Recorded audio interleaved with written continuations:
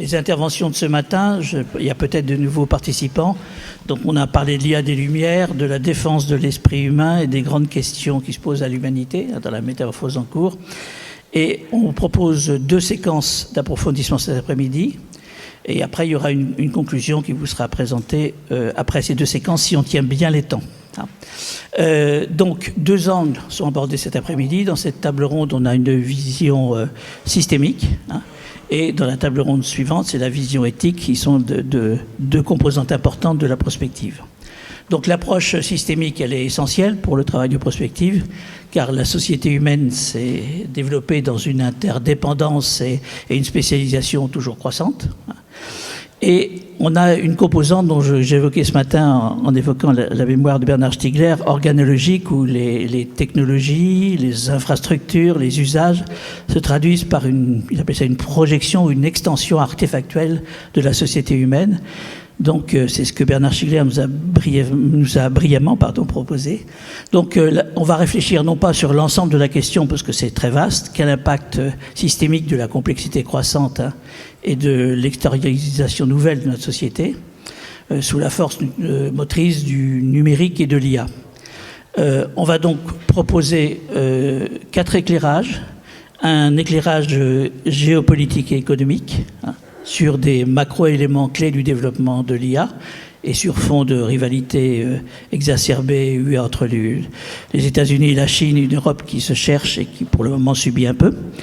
Un éclairage scientifique, cognitif, technologique, métier par le directeur de la stratégie d'une entreprise leader mondiale du numérique, dans la numérisation de la production industrielle, des services et aussi des outils de recherche, qui va donc contribuer à dresser des pistes et des questionnements sur le futur. Et puis ensuite, on aura 2 interventions qui vont se répondre, qui vont aborder ce que j'appelle la coévolution homme-IA, des compétences homme-intelligence artificielle, vues sur 2 angles complémentaires.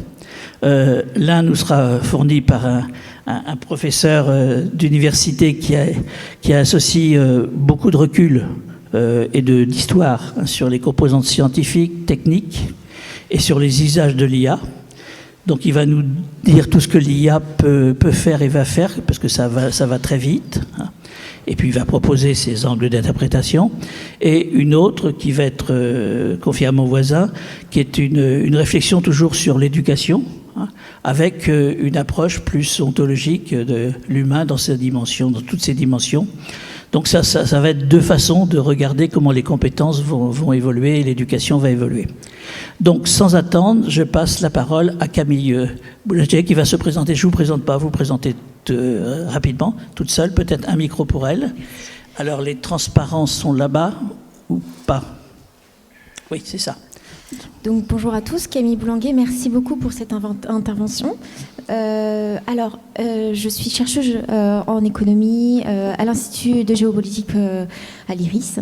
Je suis également directrice de l'Observatoire des technologies émergentes et à ce titre, je vais essayer de vous proposer une géopolitique en fait de l'intelligence artificielle en essayant une présentation que j'ai intitulée une fable moderne, puisqu'effectivement l'idée c'est de montrer qu'il y a 2 lièvres qui sont partis dans la course très rapidement, la Chine et les États-Unis, et une tortue qui est peut-être un peu plus lente, qui est celle de l'Europe, avec effectivement tous les enjeux que peuvent soulever cette course derrière. Merci beaucoup. Donc, effectivement, oui. Donc l'idée, c'est véritablement de montrer que l'intelligence artificielle est devenue en fait le pilier de la course entre les États-Unis, la course économique pour le leadership mondial entre les États-Unis d'une part et la Chine d'autre part.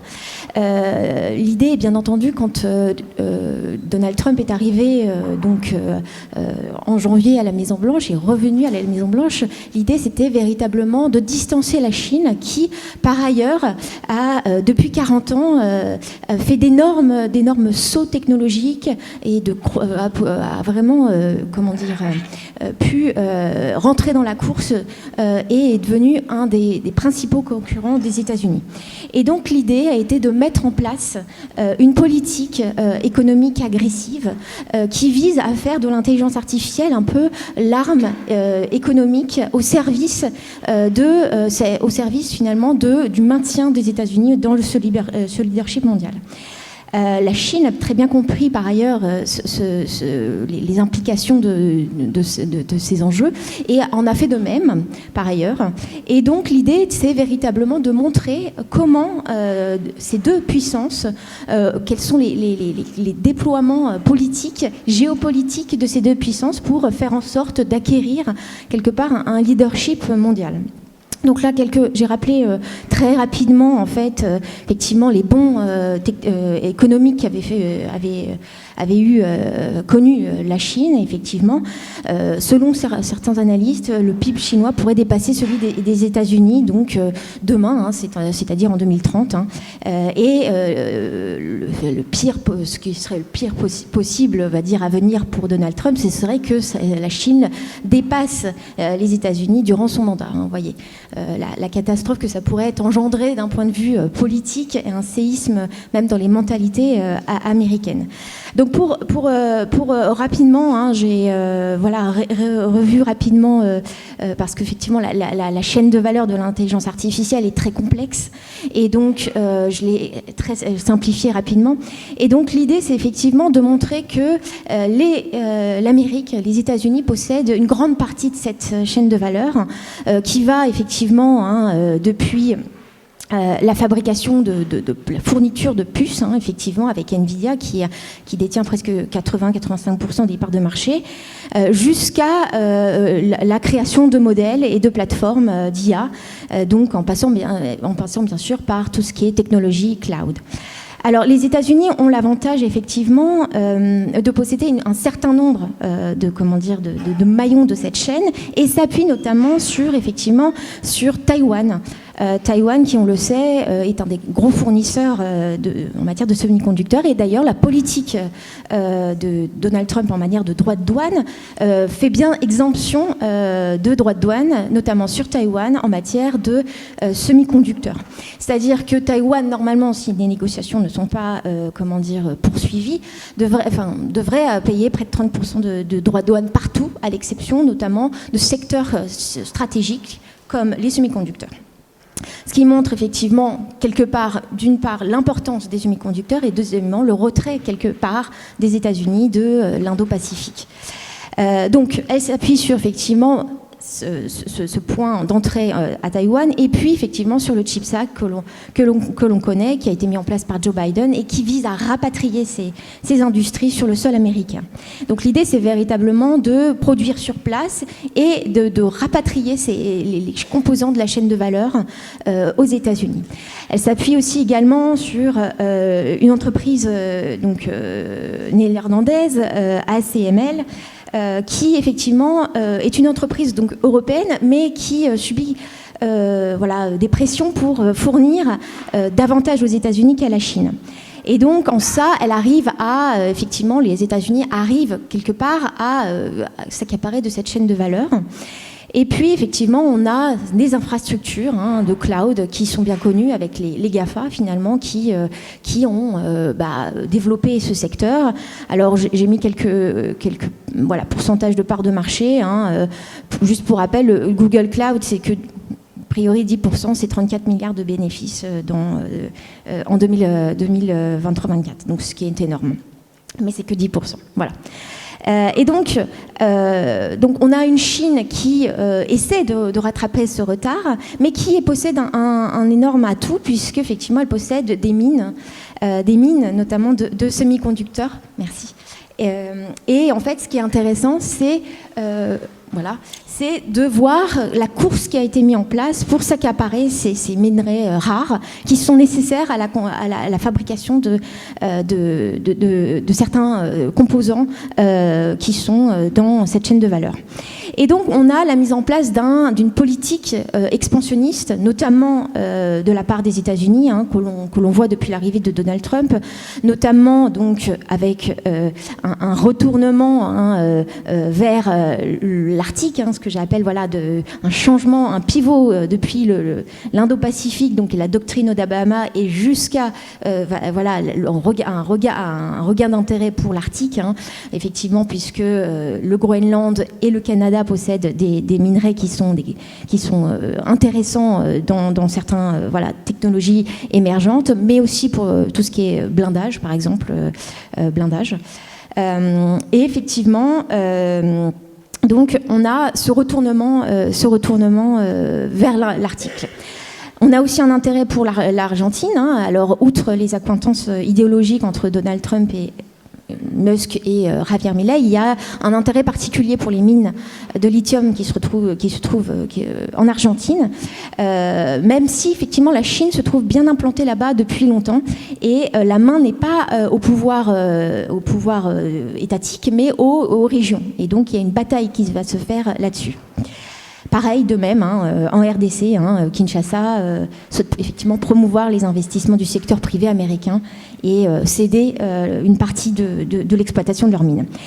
La Chine, elle, raffermit ses liens donc, en Asie centrale et aussi effectivement en Mongolie, et c'est bien connu. Donc on a vraiment des pièces qui se mettent en place, un pulse qui se met en place. Et côté énergie, parce que l'énergie, c'est également un des nerfs de la guerre de l'intelligence artificielle, puisque pour rappeler un data center, 30 à 50% des coûts d'exploitation des data centers sont relatifs à des coûts énergétiques. On a une politique agressive de la part des États-Unis visant l'autonomie, l'indépendance énergétique. On le sait bien, Donald Trump a réalisé un certain nombre de décrets permettant de réexploiter les hydrocarbures, le gaz de schiste. Et puis de l'autre côté, on a la Chine qui a adopté sa première loi sur l'énergie qui vise effectivement à maintenir une certaine autonomie et à diminuer ces importations énergétiques. Donc on a véritablement une politique agressive des deux côtés sur deux plans qui s'insèrent directement dans la chaîne de valeur de l'intelligence artificielle. Et donc, à côté de ça, on a une Europe qui apparaît effectivement un peu en marge, puisque, comme je l'ai dit précédemment, il y a assez peu finalement de composants de cette maillon, de cette chaîne de valeur qui appartiennent à l'Europe. Alors, bien qu'elle possède des cerveaux, l'Europe, une forte base académique avec des institutions, notamment en France, Saclay, etc., on a effectivement une absence d'entreprises qui fabriquent des puces électroniques. Pareil pour tout ce qui est lithographie. Et sur le cloud, on a effectivement, par exemple, OVH, et il y a un concurrent allemand, mais qui sont vraisemblablement en retrait par rapport aux géants américains. Et donc, cette manque, en fait, finalement, de présence dans la chaîne de valeur de l'intelligence artificielle s'est retrouvée également quelque part, un peu dans le discours qu'on a pu voir lors du sommet de l'intelligence artificielle de Paris en février dernier, puisqu'on avait un discours assez fragmenté, où le sommet d'ailleurs a été organisé par la France, ce qui est très bien, mais où finalement l'Europe est apparue en demi-teinte, puisque l'organisation du sommet s'est faite au nom de la France et non au nom de l'Europe, par exemple. Ça aurait pu être pensé de cette manière, par exemple. Et donc, effectivement, on a eu une tentative de réaliser un accord de Paris de l'intelligence artificielle qui a effectivement s'est soldé par un échec, bien entendu, mais il y a eu des bases qui ont été posées, il y a des travaux, des livrables qui vont être réalisés, mais effectivement, on a eu une prise de parole de J.D. Vance qui était assez intéressante, puisqu'effectivement, il a souligné effectivement l'idée que de réguler, la volonté de l'Europe et de la France de réguler était potentiellement assimilable à un autoritarisme quelque part. Et pour cela, il rangeait l'Europe dans le camp finalement de la Chine, et c'est pour ça, c'est à ce titre-là qu'il a souhaité ne pas prendre part aux signatures du discours qui a été à la signature du discours. Donc, il reste combien de temps ? Ça va aller. Et donc effectivement, on a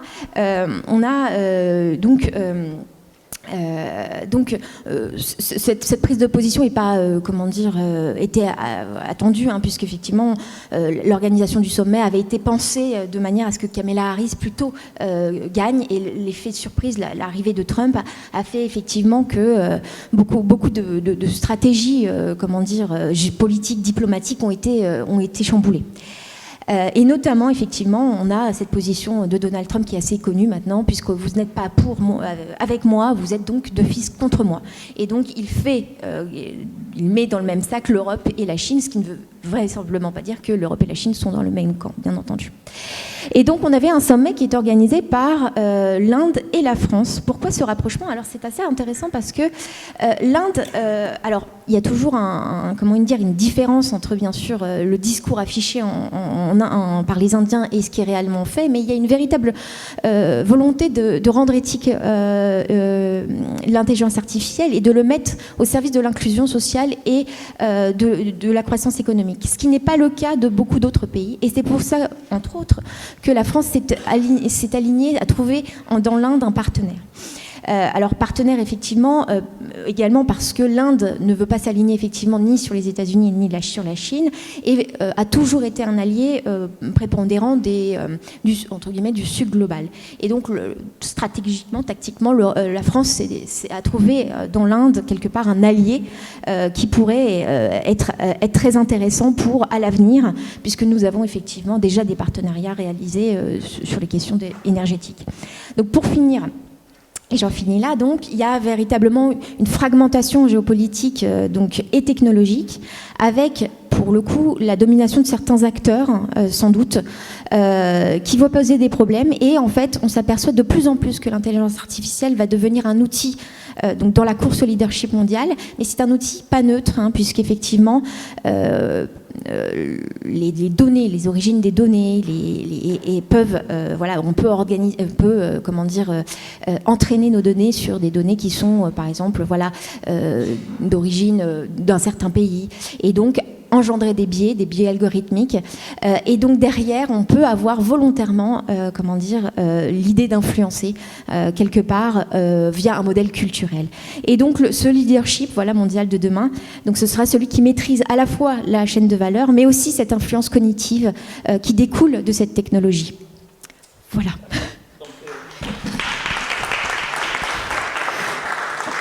Merci pour ce balayage rapide qui met bien en valeur quelques points essentiels. On va changer complètement notre fusil d'épaule. Donc on va donner la parole à Sébastien Massard, qui est directeur de la stratégie d'Dassault Systèmes. Je l'ai présenté, mais il va se présenter et surtout présenter ces quelques transparents, vous allez voir.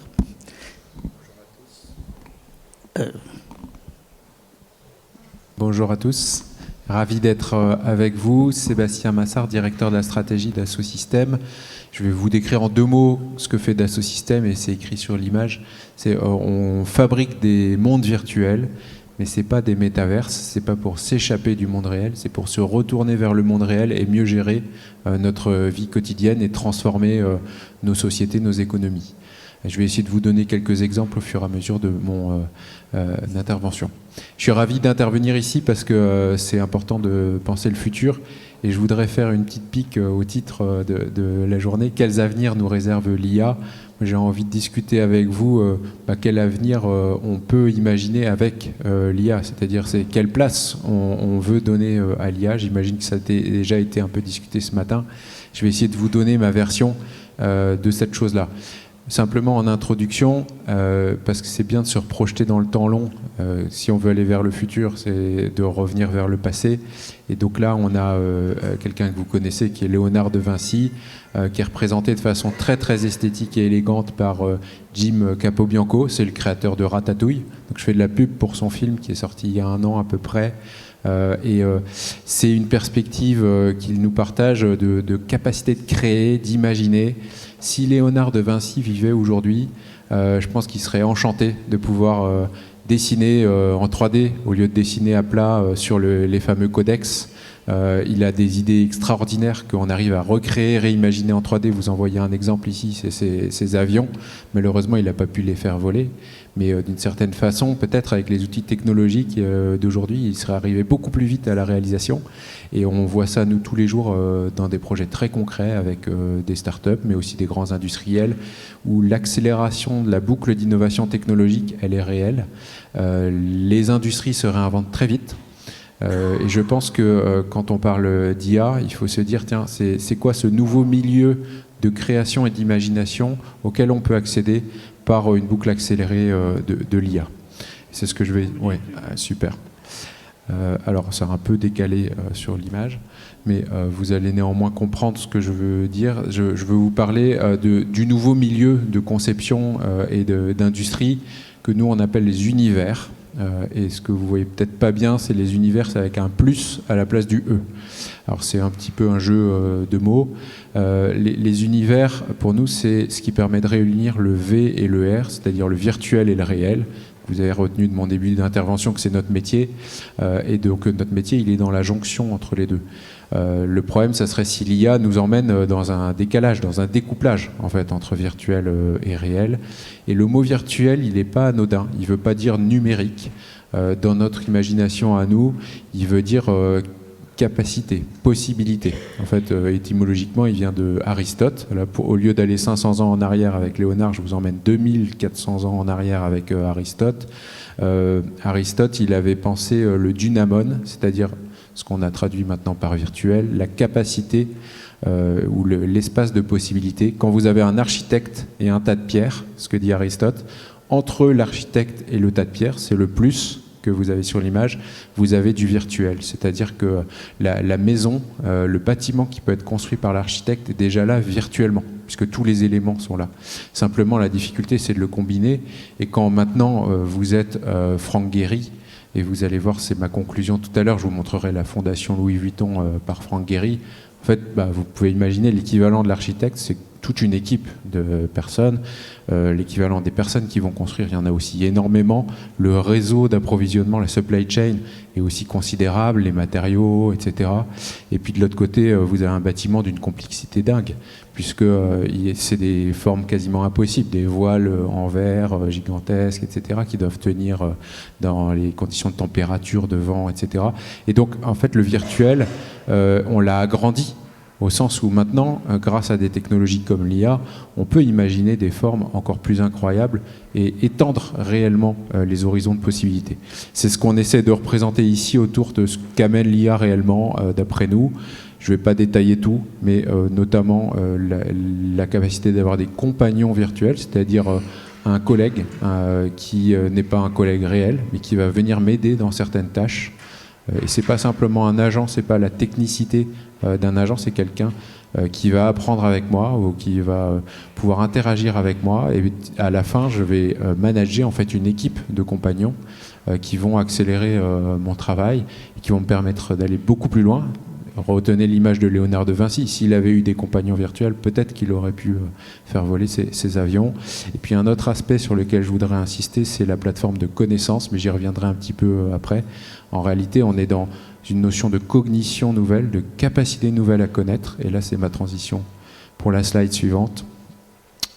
Alors là, pareil, là, je suis désolé, j'ai pas réussi à fournir un format visiblement qui est robuste.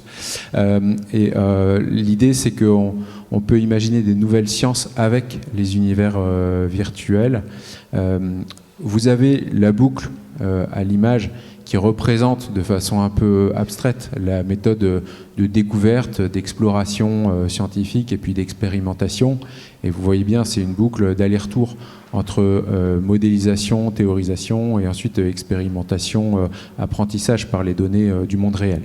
Et on a la conviction qu'on reste dans une boucle à deux côtés. Et certains voudraient vous faire croire qu'on a besoin juste d'un côté, c'est-à-dire énormément de données. Toc, toc, oui. suffit pour apprendre. En fait, non, il faut être des deux côtés de la boucle et faire des allers-retours. Et bien organiser ces allers-retours est essentiel. Et d'une certaine façon, ce qu'apporte l'IA par rapport à cette boucle, qui est la méthode, enfin la façon d'être un peu caricaturale, ce qui est la méthode un peu caricaturale. Voilà, s'il y a des philosophes des sciences, s'il y a des épistémologues parmi vous, ils critiqueront assez facilement ce que je raconte, mais il faudrait le reconstruire de façon plus élaborée. En fait, par rapport à cette boucle un peu traditionnelle, ce qu'apporte l'IA, c'est les deux petits raccourcis en bleu clair au milieu, la capacité de faire des expérimentations in silico, d'une part, c'est-à-dire de réaliser des expériences dans un ordinateur, au lieu de faire une expérience de chimie dans le monde réel, ou un crash test de voiture dans le monde réel, ou le test d'une aile d'avion dans le monde réel dans une soufflerie. Eh bien, on peut créer une soufflerie virtuelle, on peut faire le crash test virtuel, on peut regarder la réaction des molécules en virtuel. Et d'une certaine façon, c'est intéressant, mais aussi ça permet d'accélérer radicalement mon test. Et c'est ce que Dassault Systèmes avait réalisé dès les années 80, puisque pour développer les avions, on avait un temps de cycle d'à peu près 2-3 semaines pour tester les nouvelles formes d'ailes. Où il fallait d'abord vous faisiez le plan, vous alliez réaliser à l'atelier la forme d'aile, et puis alors il y avait toute une intuition, d'ailleurs toute une esthétique où on disait Marcel Dassault au toucher, il savait dire si ça serait intéressant ou pas. Je ne sais pas si c'est vrai ou pas, mais il y avait toute cette idée-là d'une intuition, on la met en œuvre, et puis on l'amène à la soufflerie, qui est une espèce de c'est une halle plus grande que ça, et puis on va regarder avec des vrais ventilateurs la force sur l'aile dans différentes directions, et créer tout un plan d'essai. Ce qu'on avait comme intuition dès les années 80, qui maintenant est une réalité concrète de tous les industriels du monde, c'est que vous pouvez faire le même test en quelques minutes ou quelques heures, selon la complexité des calculs, sur un ordinateur. Et donc au lieu d'avoir 2 à 3 semaines de temps de cycle, vous avez maximum une journée.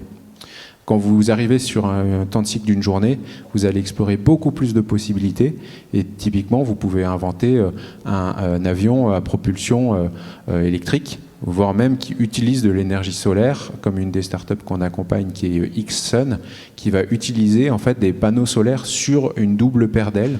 Pourquoi une double paire d'ailes? Pour la stabilité de vol, mais aussi pour maximiser la captation du rayonnement solaire. Je ne vais pas détailler plus, mais cette notion d'expérience in silico, elle est critique. Et de l'autre côté, le symétrique, c'est la capacité de dire, maintenant on arrive à ne plus passer par le modèle exact, complet, mais on peut faire un raccourci parce qu'on aura appris sur plein de modèles complets un comportement approximatif. Et c'est ce qu'on appelle les expériences surrogate. Alors je ne sais pas s'il y a une bonne traduction en français, peut-être Francis me le dira, non. Et en fait, cette notion de surrogate, c'est dire je vais avoir un modèle approximé qui fait 90% de la performance de ma simulation exacte, mais parfois c'est juste suffisant. Et retenez cette histoire de boucle, de simulation, d'expérimentation. Parfois, je vais y arriver sans aller jusqu'au bout. Et en revanche, pour avoir la certification de l'avion, pour avoir la validation de la sécurité industrielle d'un objet, je vais faire les 10% supplémentaires, mais je ne vais pas les faire à chaque fois. Et donc, on gagne un temps considérable sur la boucle d'apprentissage. Et je suis convaincu que dans les années à venir, on va avoir des avancées scientifiques nouvelles, parce que ces deux petits raccourcis, qui ne sont pas des raccourcis obligatoires à chaque fois, mais quand on va tourner, parfois on va les prendre, et donc on va aller beaucoup plus loin. Des exemples que vous connaissez peut-être, c'est AlphaFold, avec la capacité de définir le repliement des protéines. Et donc AlphaFold a utilisé exactement ces techniques-là. C'est Google DeepMind qui l'a fait, mais on a nous aussi des technologies analogues dans d'autres domaines. Par exemple, on utilise sur le monde des batteries pour imaginer des nouvelles batteries plus durables, avec des temps de charge et des cyclages beaucoup plus efficaces.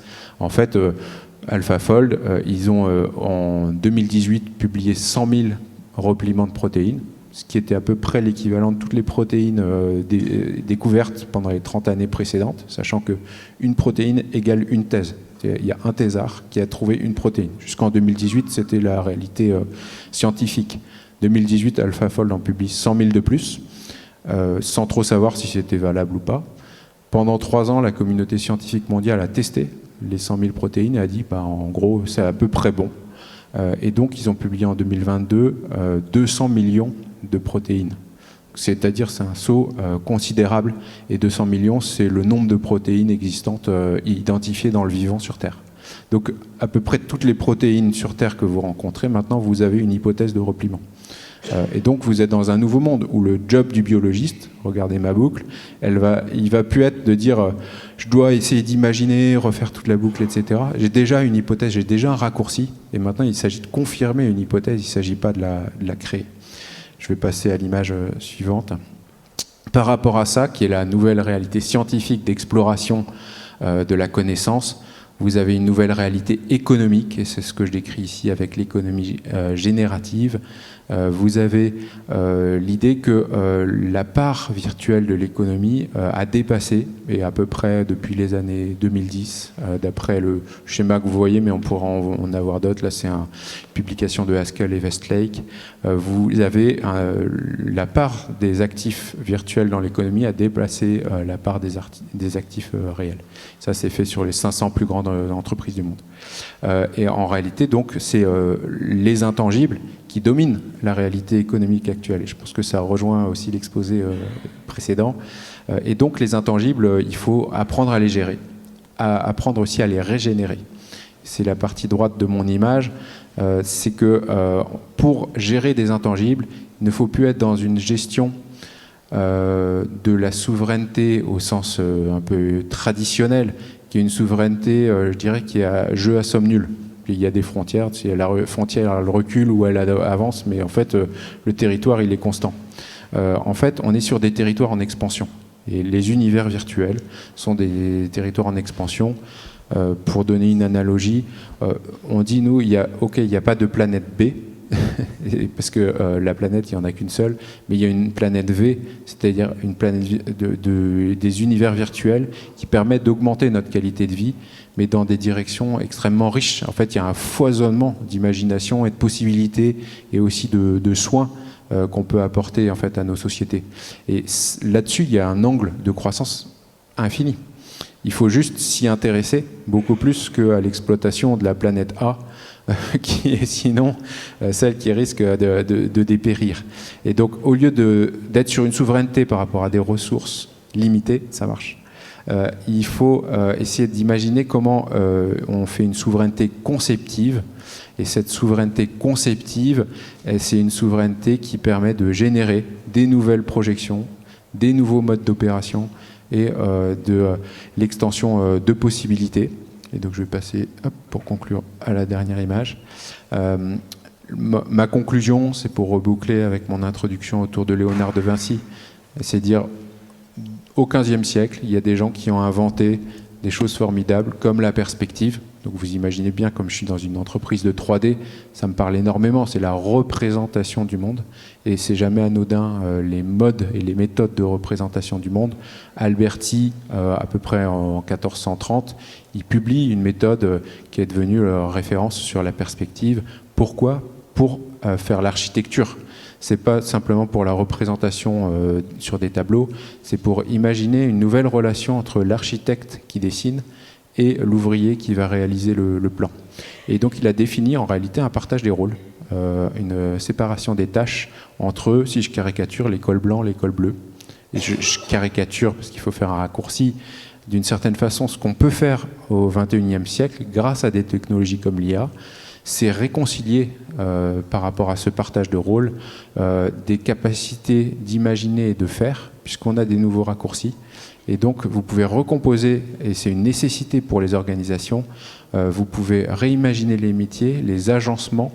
Et donc, pour reprendre les 3 points que j'ai discutés, inventer une nouvelle science, des nouvelles capacités d'exploration, inventer une nouvelle économie avec une souveraineté conceptive, et puis inventer du coup des nouveaux univers qui sont non pas liés à des ressources physiques, mais à des ressources intangibles, et il faut imaginer comment on va naviguer dans ce nouveau monde.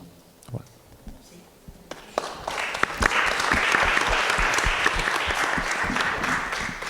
Donc on enchaîne, et c'est maintenant Johan Roxine qui va nous parler. Il a le challenge, je l'ai écouté parler pendant 1h30, il parle très bien, mais il a que 12 minutes avec un petit dépassement comme chacun.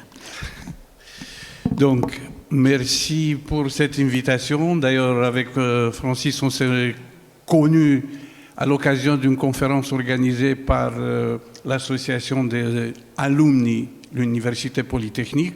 Et le titre de la conférence, c'était « L'intelligence artificielle et la cognition humaine ». 2 points. Progrès technologique ou atrophie cognitive. Et voilà, c'est suite à ça que je suis arrivé dans cette assemblée et je suis étonné de voir la diversité de sujets et même la passion avec laquelle chacun d'entre vous, vous avez essayé d'exposer ici les choses. Et voilà, maintenant c'est mon tour. Je me demande, est-ce que c'est ce que j'ai l'intention de vous présenter présente un intérêt ou non? Et comme... dans 13 minutes. Voilà. Comme Marc a parlé pas mal de cybernétique, justement, j'avais fait une école de cybernétique, une faculté de cybernétique, statistique et informatique. C'est pour ça qu'à mon âge, je suis à l'aise avec l'intelligence artificielle. Mon objectif aujourd'hui est de vous dévoiler 2-3 choses, mais qui sont essentielles.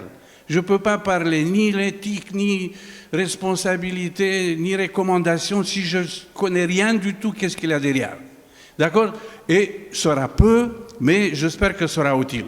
Donc, vous savez tous, l'année dernière, 2024, prix Nobel en physique, ok? C'est Hopfield. J'avais utilisé ces réseaux de neurones en 91 à INSA de Lyon quand je suis arrivé en France, en partant de Bucarest, Roumanie.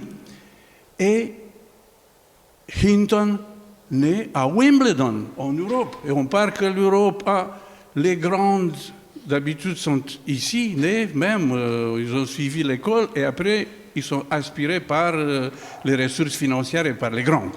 Donc, Hinton, qui a eu une découverte excellente pour ce qu'on appelle la on ne rentre pas dans les détails. Donc, une technique pour améliorer les coefficients dans un réseau de neurones.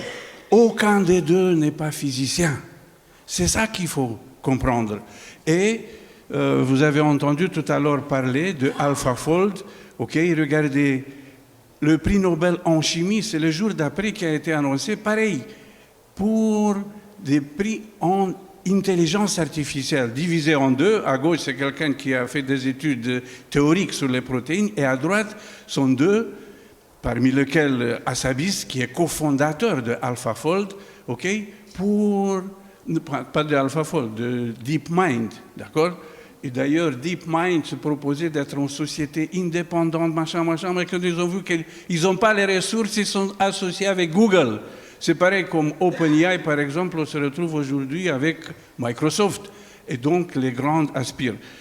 Pareil, ils ne sont pas des chimistes. Et vous avez eu tout à l'heure, regardez, AlphaFold, c'est en 2020 qu'ils ont publié. Après, vous connaissez AlphaGo aussi, qui a battu le champion de Go. C'est le moment Sputnik pour la Chine. Quand la Chine a vu, mais c'est pas possible, notre champion de Go battu par une machine. Mais c'est quoi cette technique? Et c'était le moment Sputnik pour le lancement de l'IA en Chine. Et regardez, c'est 2025, récemment, il y a quelques semaines, qu'ils ont publié un article sur AlphaEvolve. C'est une intelligence artificielle utilisée à l'intérieur de Google pour avancer leur technique. Et leur... C'est décourageant, c'est même humiliant pour l'être humain et pour l'esprit humain quand on voit qu'est-ce qu'on peut obtenir avec cette intelligence artificielle. Je ne rentre pas dans le détail parce que tout à l'heure vous avez eu des détails sur AlphaFold, mais en tout cas les chercheurs reconnaissent que ça représente 800 ans de recherche scientifique. Mais c'est fantastique, d'accord? Donc, IA générative, ce n'est pas seulement création des images de son vidéo ou même génération de texte, mais aussi pour la recherche scientifique. Et d'ailleurs, ici, ce n'est pas seulement l'IA générative, c'est pas seulement ce qu'on appelle l'intelligence artificielle statistique ou connexionniste, c'est aussi symbolique. Et un petit rappel, vous avez eu tous l'information, le première. Regardez, ils ont utilisé ArduPilot, une petite application pour l'utiliser Arduino afin de piloter les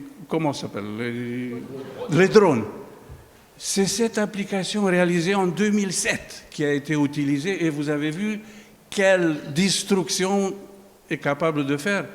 Imaginez qu'aujourd'hui, des intelligences artificielles, des modèles de langage qui sont libres en accès, tombent dans les mains des malfaiteurs. Mais on ne peut même pas s'imaginer quelle destruction. Vous avez parlé justement de destruction numérique. Mais il y a des questions qu'on peut se poser. Je ne rentre pas dans les détails, donc je disais tout à l'heure, il y a l'intelligence artificielle symbolique qui utilise les assertions, les connaissances, les bases de connaissances, les règles, et pour les systèmes experts, c'est ce qu'on a eu. Mais avec cette intelligence artificielle symbolique, je ne peux pas surprendre les détails, par exemple pour le langage. Okay, je peux lui dire sujet, prédicat, déclinaison, plein de choses, mais la finesse de langage, je ne peux pas le surprendre dans des règles. C'est pour ça qu'on utilise l'intelligence artificielle connexionniste, okay, ou statistique. Mais écoutez, aujourd'hui, c'est stupide de demander à une intelligence artificielle connexionniste de retrouver la théorème de Pythagore. Et ça consomme énergie, d'accord? Et c'est inutile. Et si tout le monde va faire ça, mais c'est encore absurde. Donc, la solution, voilà, sera de réunir les deux intelligences, deux types d'intelligence, symbolique et connexionniste, pour avoir ce qu'on appelle une neurosymbolique. Autrement dit, toutes les connaissances valides, mais qu'on peut les enregistrer de manière que la machine peut les exploiter et qu'on n'a pas seulement une intelligence artificielle générative ou connexionniste qui est une sorte de perroquet statistique. C'est plus qu'un perroquet, mais en tout cas, elle ne fait que des calculs, elle génère des choses plausibles, mais pas vraies. D'accord? C'est pour ça que c'est un danger dans l'utilisation de l'IA connexionniste, ChatGPT, Gemini ou n'importe lequel, pour les gens qui n'ont pas la préparation intellectuelle afin de comprendre les réponses de cette intelligence. D'accord? Donc, les mots-clés, je ne le répète pas, voilà, mais en tout cas, depuis 1956, on parle de l'intelligence artificielle, ok? Après, c'était machine learning, c'est la machine qui apprend. En partant des données, elle arrive à extraire des informations et même des connaissances, comme je disais, théorème de Pythagore. Ensuite, c'était deep learning, oui. Et en 2017, c'est Google qui a lancé un article fantastique, Attention, it's all you need, pour le modèle Transformer qui est utilisé aujourd'hui dans tous les modèles de langage, de LLM. D'accord?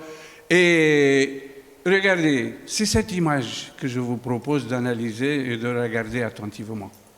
Parce qu'ici, il y a énormément de choses et que j'ai passé du temps à comprendre qu'est-ce qui se passe et comprendre aussi pourquoi la Chine, avec DeepSeek, paf, ils ont fait un progrès rapide et pas très cher. D'accord? Regardez, le monstre qu'on a à gauche, c'est ce qu'on appelle la partie de pré-entraînement. C'est la machine qui apprend. Et c'est un apprentissage auto-supervisé. C'est-à-dire, on lui file énormément de textes. D'accord? Et après, elle va se donner des exercices à faire. OK? Exemple, j'essaie de comprendre l'intelligence artificielle. Elle sait cette proposition. Après, elle dit, OK, je cache artificiel. Et après, elle dit, j'essaie de trouver le mot artificiel. Elle va modifier les coefs à l'intérieur de son algorithme de manière qu'il tombe sur artificiel. C'est bon. Maintenant, je cache intelligence. Vous comprenez? Un autre mot à l'intérieur de la phrase. Elle va exercer des heures, des mois, sur des centaines, des milliers de cartes graphiques pour trouver ce qu'on appelle le modèle, qui ne représente que des coefficients, ok? Et c'est lourd, et ces modèles peuvent être libres, en accès libre, ou privés, d'accord? Ça, c'est la première étape. Ça prend beaucoup de temps, c'est pour ça qu'on n'a pas une version chaque jour. On a le 6 mois, le 3 mois, 4 mois. C'est la deuxième étape qui est très... et ça s'appelle pre-training. C'est pour ça qu'on a J, G, P et T. C'est générative, P, c'est pre-training. C'est pré-entraînement. C'est elle qui a fait tout seul. OK? Et T, c'est transformer. Donc, il utilise le modèle transformer. Une fois qu'on a créé ça, si on laisse en utilisation, ben dans 3 minutes, c'est une catastrophe mondiale. Okay? Parce qu'elle va sortir toutes les conneries qu'elle les a trouvées sur Facebook, sur TikTok et ensuite. C'est pour ça qu'il y a des spécialistes qui vont faire un affinage. C'est ce qu'on appelle un affinage supervisé, fine-tuning. C'est pareil comme on a un poste de radio classique, et d'abord on trouve le poste approximatif, et après on affine. Qu'est-ce que signifie affiner? Lui donner des documents sûrs, lui donner des règles. C'est pour ça que DeepSeek il va dire, mais t'es un Allemand, ça ne me dit rien. Mais c'est parce que dans la deuxième étape, on a introduit des règles, et ici c'est toute la partie éthique, politique, sociologique, et ensuite qu'on peut le mettre dans un modèle. C'est pour ça que c'est très important d'avoir des modèles autonomes, souverains. Okay? Et la troisième étape, c'est ce qu'on appelle le feedback. C'est le 30 novembre 2022 qu'on a dit que ChatGPT a été lancé. En janvier, tout le monde était en rire. Pourquoi? Parce que quelqu'un lui a posé la question, combien pèse une œuf de vache? Et ChatGPT, d'après ses données, hop, un œuf de vache pèse entre tant et tant. Ça dépend de la race, de la région. Donc, une stupidité crasse. Okay? C'est pour ça que la troisième étape, c'est une renfort. 4 minutes, c'est bien.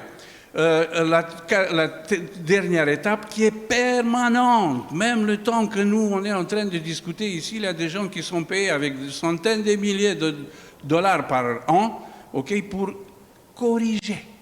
C'est un apprentissage par renforcement avec feedback humain. Il dit, ben, si tu as cette question, mais tu vas lui dire que les vaches sont des mammifères, baratin, et il le corrige toujours. Mais imaginez, c'est pareil comme le prof a un étudiant qui a l'examen, et c'est lui qui va lui dire, mais non, tu sais que tu fais comme ça. Mais ça ne signifie pas qu'il est intelligent ou qu'il a les connaissances.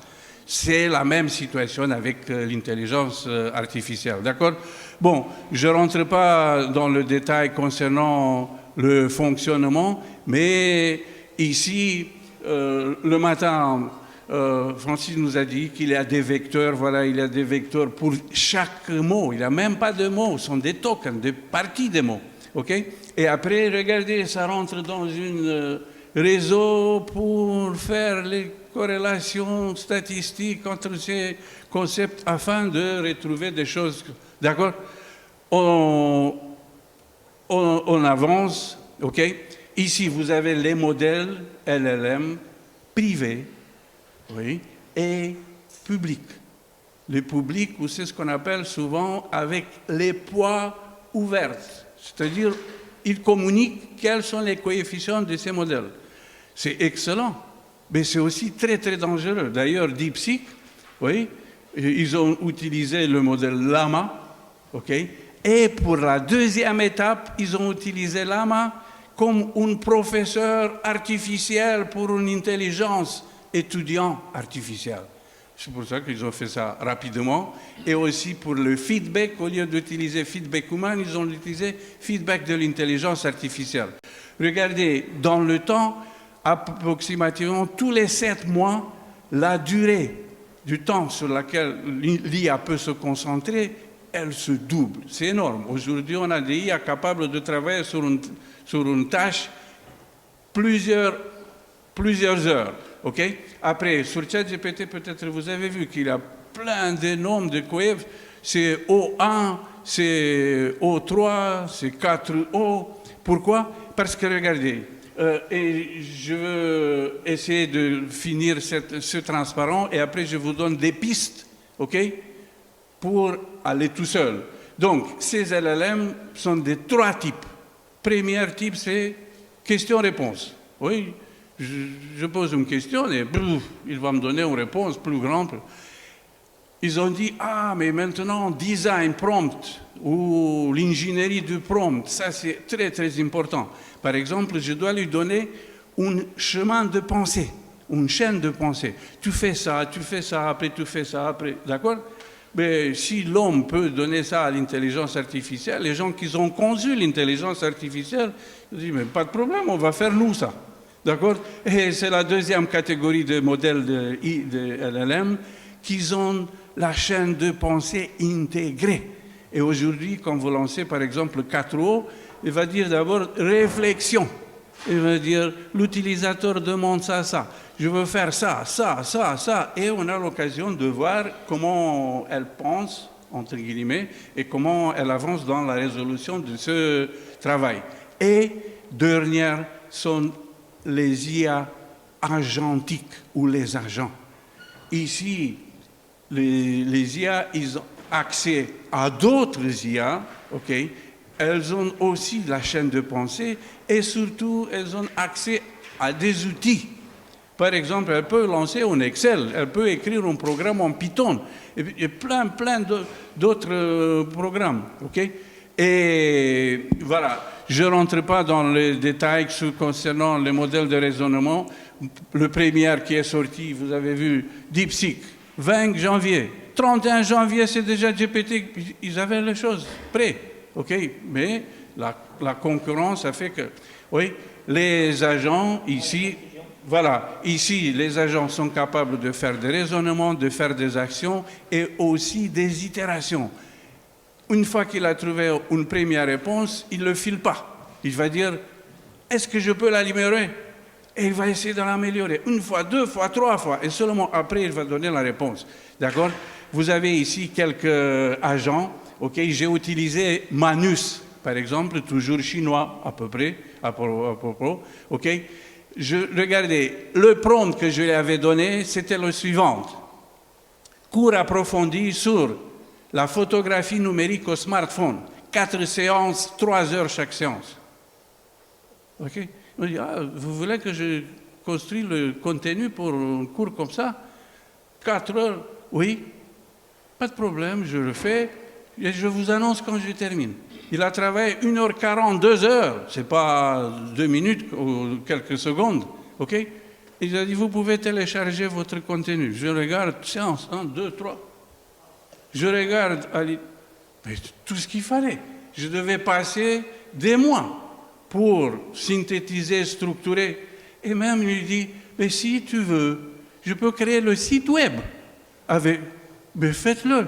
Regardez, si vous scannez le QR code, OK, scannez-le et vous arrivez sur le site. Le site, il n'est pas public, d'accord? Il est carrément privé parce que c'était un site pratiquement de recherche, OK? Et vous vous rendez compte en lisant le contenu que c'est extraordinaire, c'est impressionnant. Je ne sais même pas qu'est-ce que les profs vont faire après, OK? Et Francis, le mot de conclusion. Francis, seulement 2 choses, je voulais dire. OK? Première, que ces intelligences artificielles sont mensongères et trompeuses. Et attention, c'est très, très dangereux. La façon de former une intelligence artificielle, on vous a dit que c'est auto-supervisé, c'est elle qui fait. C'est comme ça qu'elle a appris la grammaire, la syntaxe, oui, la conjugaison, la traduction et plein d'autres. Les chercheurs qui sont en train de concevoir des modèles de ce type ne savent pas exactement qu'est-ce que le modèle va faire à la fin et ne peuvent pas expliquer comment ça se fait que le modèle fait ça ou ça. Okay? C'est une boîte noire. Okay? Et ils se sont rendus compte que l'intelligence artificielle, regardez, elle est capable de faire réécriture de code. Elle se réécrit. Okay? Elle est en train de se répliquer. Une intelligence, un modèle chinois, il se répliquait 7 fois avant qu'un humain se rende compte. Mais vous vous rendez compte de ça? Mais c'est une façon de dire qu'elle a déjà une idée de son existence. OK? Voilà, stratégie pareille, trompeuse, manipulation de l'information. Il dit des réponses mauvaises seulement pour satisfaire l'utilisateur du point de vue émotionnel. OK? Et regardez, je m'arrête là parce que ici vous avez un autre site, OK, sur lequel vous trouvez les transparents, OK, conçus par un agent. L'agent qui s'appelle James Park, d'accord? Et sont justement les avantages et les inconvénients des agents IA. Et je répète, l'IA agentique, elle est plus dangereuse que, c'est ce qu'on appelait le matin, l'intelligence artificielle générale. Je m'arrête. OK. Merci. Merci. Donc, la dernière étape, ils ne t'ont pas proposé de faire le cours à ta place, c'est déjà ça. Et deuxièmement, ils ont quand même conçu à partir de choses qui existaient. Oui. OK. Donc, pour terminer là-dessus, parce qu'on pourrait évidemment discuter des heures, donc on va voir, maintenant qu'on a vu tout ce que les IA pouvaient faire, et qu'effectivement, il faut surveiller si elles se répliquent, c'est qu'on leur a donné la capacité de le faire quand même. Hein. Donc, on va voir ça d'un autre point de vue. Hein, donc du point de vue de gens qui réfléchissent sur comment l'éducation va évoluer avec cette IA. Et donc, je te donne la parole et le micro. Et tu te présentes.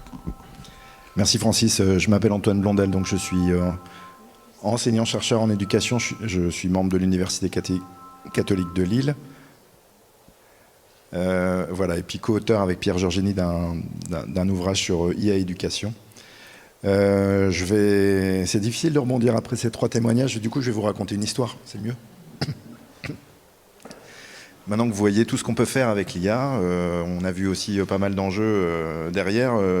Moi je vais me remettre à l'étage 2 que Marc a présenté ce matin sur l'éducation, c'est comment on fait pour préparer, vous parliez de préparation intellectuelle, comment on fait pour préparer nos jeunes à cette irruption de l'IA.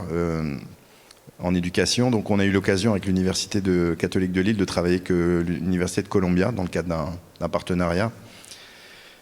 Partenariat très riche qui a fait naître assez vite ces tensions qu'on retrouve parfois au plan géopolitique, pas tellement en tension au sens négatif, mais plutôt tension de valeurs presque, ou de différences qui sont extrêmement riches aussi. Et on s'est aperçu que nous, arrivant d'Europe, une petite université, une belle petite université quand même de province, on s'est heurté forcément aux défis de l'IA avec les Giant Tech, c'est comme ça que vous les appelez. Voilà, ces titans, ouais, c'est ça. Qui étaient très présents, et puis on sentait qu'est-ce qu'on fait pour former nos jeunes à l'IA. Alors que nous, on avait tout de suite dit, mais on avait tout de suite posé des questions éthiques d'abord. C'est-à-dire, les outils sont-ils fiables, notre trajectoire environnementale, les enjeux climatiques. Et donc, on a travaillé donc, avec Columbia. Il y a 2 équipes qui s'en sont dégagées, on va dire, avec notre volet un petit peu européen. C'est le volet éducation et le volet éthique. Le volet éthique qui est représenté par Louis-Marie Clouet, ici présent. Et on est arrivé on a édité plusieurs rapports. Le premier, on était, pardon, je fais tout dans le désordre. On était invité sur les futurs des métiers. Et en fait, on a scindé le travail en plusieurs thématiques. Et assez vite, nous, on a pris un pas de côté. On a dit, pourquoi réfléchir aux métiers du futur qui sont en train de se renouveler. Vous présentiez à l'instant aussi toutes les versions de ChatGPT ou de logiciels qui évoluent tous les 3 mois. Autant essayer de se concentrer sur le socle de compétences qui sont essentielles pour la maîtrise de l'IA et qui sont, on va dire, relativement stables.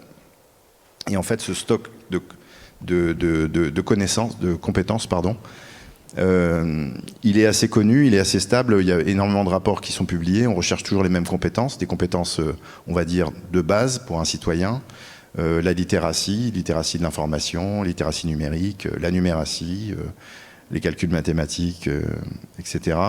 Les les compétences métacognitives, l'esprit critique, d'analyse, discernement, les compétences interpersonnelles, intelligence émotionnelle, travail en équipe, des compétences, on va dire, plutôt intrapersonnelles, motivation, curiosité, capacité à apprendre à apprendre. Et puis, on a fait émerger aussi la capacité à avoir des compétences de discernement éthique sur les enjeux contemporains.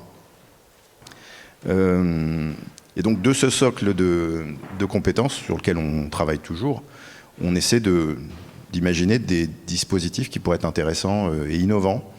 Et en fait, en construisant ce dispositif, on s'est aperçu que finalement, l'intelligence artificielle n'était pas tout à fait pertinente pour développer ces compétences-là. Même s'il est nécessaire d'avoir ces compétences pour être en maîtrise de l'IA. Évidemment, il faut apprendre à se servir de l'outil. Bon, j'imagine que vous apercevez que pour faire un prompt intelligent, il ne faut quand même pas passer 4 ans de formation.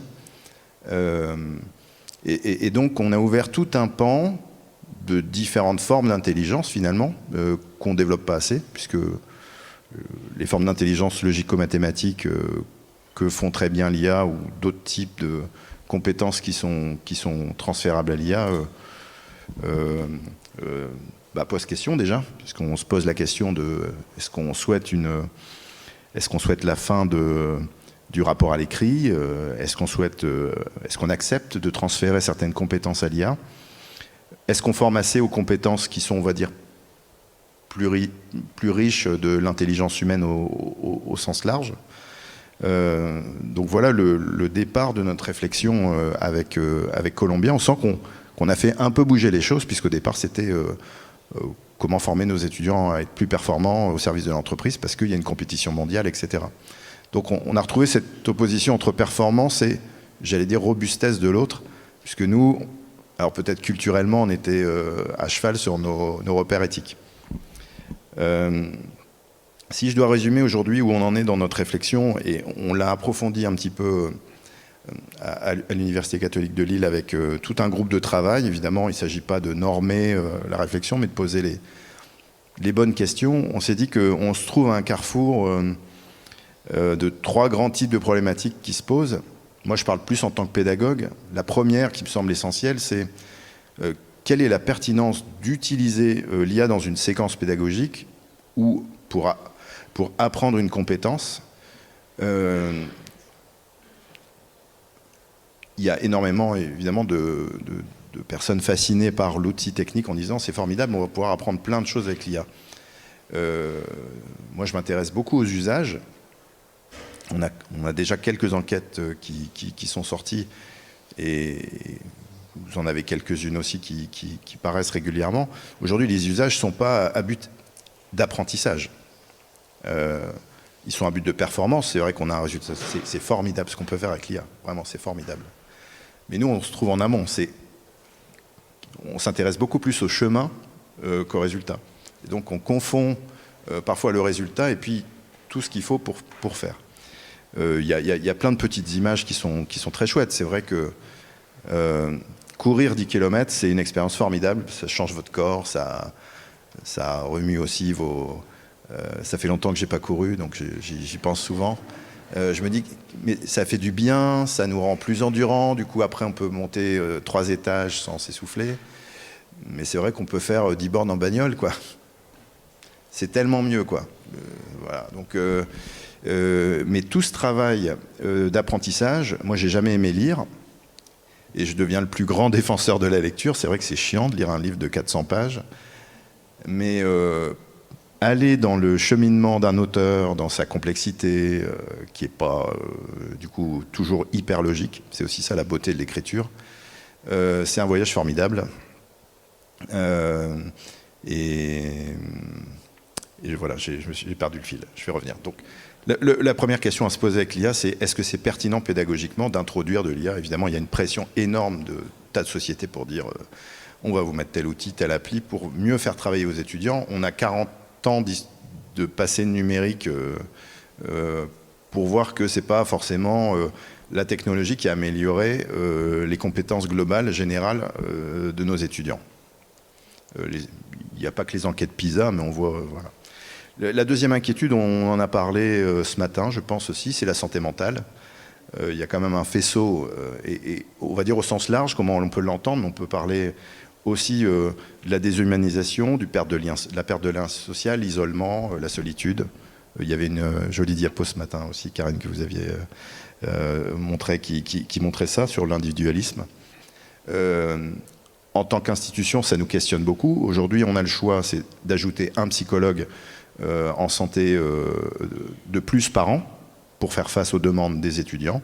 Et je vous cache les cas les plus dramatiques. Ou alors de s'attaquer aux sources, aux causes. Et donc, on est en train d'essayer de réenchanter un peu les expériences d'apprentissage en changeant du tout écran, du tout amphi, en les faisant sortir, en travaillant sur ce qu'on appelle le service learning, apprendre dans un engagement. Voilà, il y a des tas d'innovations à faire. Donc la pertinence pédagogique d'une part, deuxièmement la santé mentale, et puis troisièmement, c'est, on va dire, toutes les questions éthiques qu'on peut se poser. Vous en avez présenté certaines sur la question de la souveraineté des outils, sur l'empreinte écologique. C'est une bouteille comme ça par requête, une bouteille comme ça qu'on renverse par requête ChatGPT. Et quand on sait que la plupart du temps, pour nos étudiants, c'est pour faire un devoir maison sans trop réfléchir, ou faire une photo de chat mignon, ou faire un chat érotique, puisque d'après Jean-Marc Jancovici, c'est 50% des usages de ChatGPT. C'est quand même un petit peu triste dans un monde fini. Et puis il y a d'autres jalons éthiques sur les données, évidemment, sur les propriétés et les droits d'auteur. Donc ça fait quand même un certain nombre de questionnements qu'on se pose. Donc évidemment, on va s'emparer de l'IA, mais on aime bien utiliser le terme de lui trouver sa juste place, et puis pour des fins plus justes. On a des combats sans doute à mener. On a un centre de santé notamment assez important dans notre université, et on s'est dit que c'est plutôt à nous de choisir nos bons combats.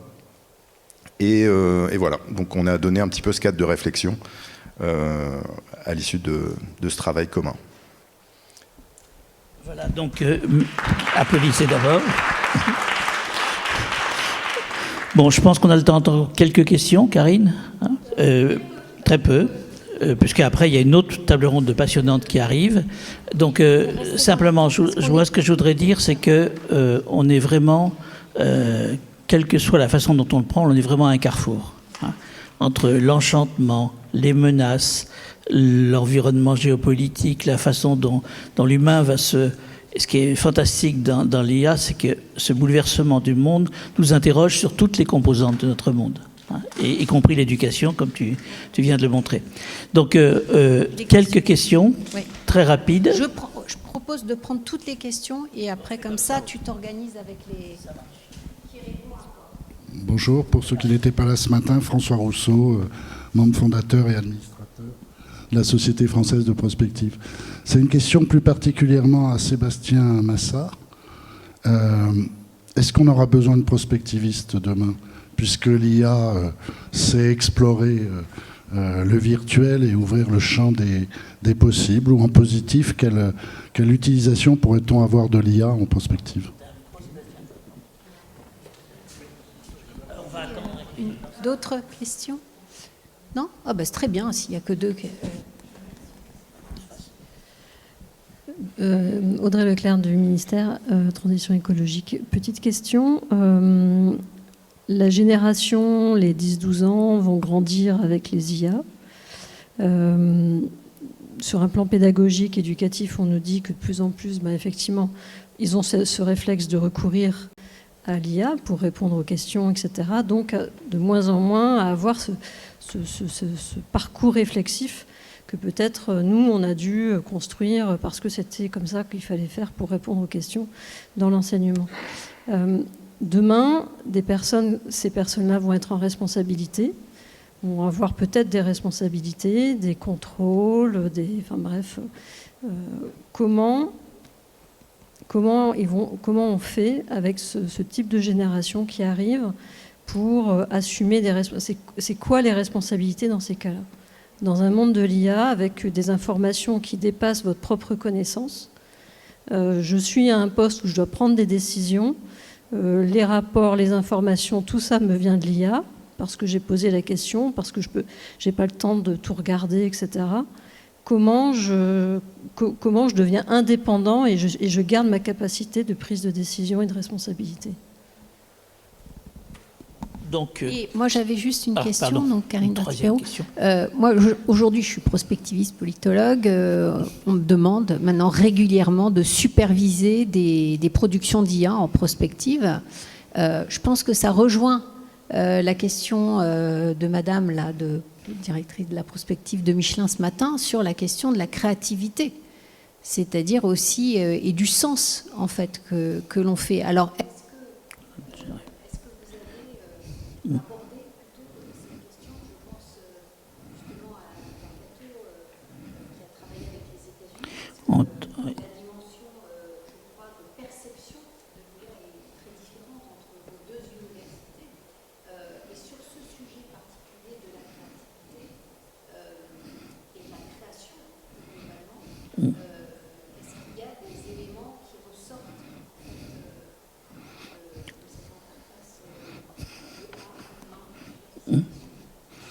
Ok, donc on répond aux questions dans l'ordre, comme ça sera plus simple. Donc sur le côté, les prospectivistes vont-ils disparaître, puisque je pense qu'on a déjà répondu, mais il faut répondre à cette question, puisque tu as parlé de créativité également, donc tu es bien placé pour le faire.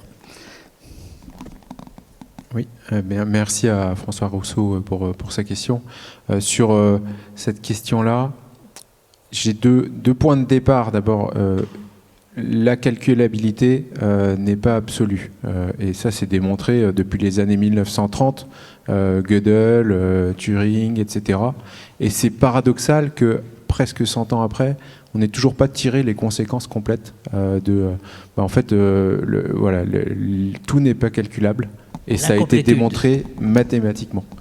Et en fait, on est dans un monde où on pense que tout est calculable. Donc merci pour cette question. Le deuxième élément qui est un peu lié, c'est la part de ce qui est inconnu et ce que l'on ne sait pas, enfin, est largement supérieur à le petit timbre-poste de ce qu'on sait.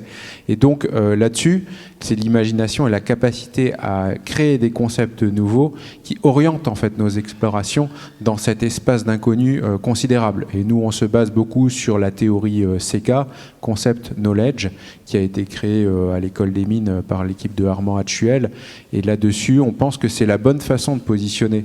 Je ne suis pas un théoricien de la prospective, j'ai peut-être pas de légitimité là-dessus. En tout cas, sur notre façon de guider l'innovation et les explorations, cette théorie CK, elle est super pertinente puisqu'elle permet de penser une générativité réelle où le monde du concept est contradictoire.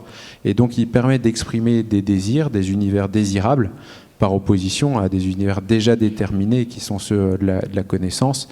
Et donc, sachant que la connaissance actuelle est toute petite par rapport à l'espace gigantesque de toute la connaissance possible, eh bien, en réalité, c'est ces explorations guidées par les univers désirables qui ont de l'effet. Et là, je pense que je suis dans une salle où je ne peux que dire, oui, finalement, c'est la victoire, si on arrive à bien la définir, de la nouvelle capacité d'une prospective à orienter vers une société désirable. Et là-dessus, je pense qu'il y aurait beaucoup de choses à dire. Donc, merci. Deuxième question sur l'incapacité potentielle d'une future génération biberonnée à l'IA d'assumer des responsabilités. Est-ce que quelqu'un veut... Moi, j'ai entendu la responsabilité, surtout par rapport au contenu, comment on prend du recul. Et c'est tout l'enjeu qu'on pose, c'est de... je vais prendre une image très simple. La calculatrice, on vous la donne une fois que vous avez les bases de calcul. Effectivement, la calculatrice, elle dépasse largement les capacités humaines de calcul. Pour l'IA, si vous êtes expert dans un domaine et que vous utilisez l'IA, vous voyez tout de suite les erreurs apparaître. Il y a encore quelques biais, même si c'est un outil formidable, mais vous voyez parfois les faiblesses dans le résultat. Et ça, c'est hyper important, c'est ce qu'on peut appeler l'esprit critique. Si on n'est pas du tout expert, on a tendance à prendre ça comme une vérité. Il y a 2 études qui sont publiées très récemment, une de Microsoft d'ailleurs, et une du MIT, je pense, en avril 2025, qui montre que chez des usagers de ChatGPT, qu'il y a une baisse de l'esprit critique. Il y a beaucoup d'études qui paraissent, aussi des biais de syntaxique aussi, d'écriture du français. assez logiquement. Donc je pense que le travail, c'est de préparer, même si c'est pas simple, les utilisateurs à être d'abord experts d'un sujet, avant de pouvoir, en tout cas, faciliter certaines tâches qu'on sait faire. Mais on désapprend. Moi, j'ai beaucoup travaillé mon anglais pour aller à New York, parce que mon anglais est bof, quoi. Enfin, vous voyez, genre. J'avais pas bossé depuis longtemps. Et je me suis forcé, à chaque fois, dans tous mes mails, à les rédiger d'abord en anglais, comme je pensais les faire, et après les faire corriger. Mais c'est tellement plus simple d'écrire en français et de demander la traduction. Mais ça m'a fait désapprendre, donc je me suis forcé. C'est ça l'apprentissage, c'est une transformation. Et donc, après, c'est au bon vouloir de l'étudiant. Moi, j'enseigne encore. Vous savez, c'est pas gagner, le bon vouloir de l'étudiant. Je pense qu'il faut forcer à l'effort. Moi, je vois que nos jeunes, de toute façon, ils utilisent beaucoup. Mais en même temps, ils sont les premiers à aller dans les happy hours, boire des bières et discuter, quoi, échanger.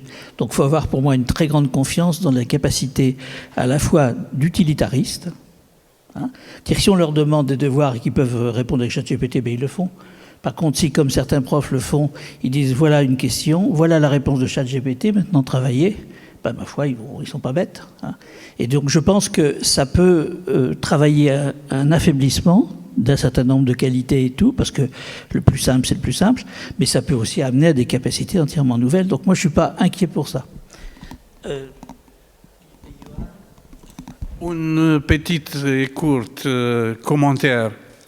Dans la communication, ça dépend de l'ensemble des connaissances qu'on a en commun.